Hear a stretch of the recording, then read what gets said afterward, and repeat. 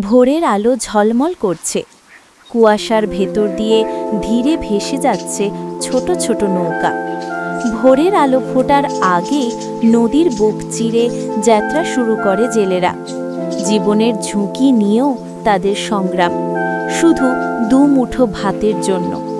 এক টুকরো জাল, একটি ছোট নৌকা আর অসীম সাহস, এই নিয়েই তাদের জীবন। মাছের সঙ্গে বাঁধা তাদের ভবিষ্যৎ, আর প্রতিটি দিনের হাসি কান্না।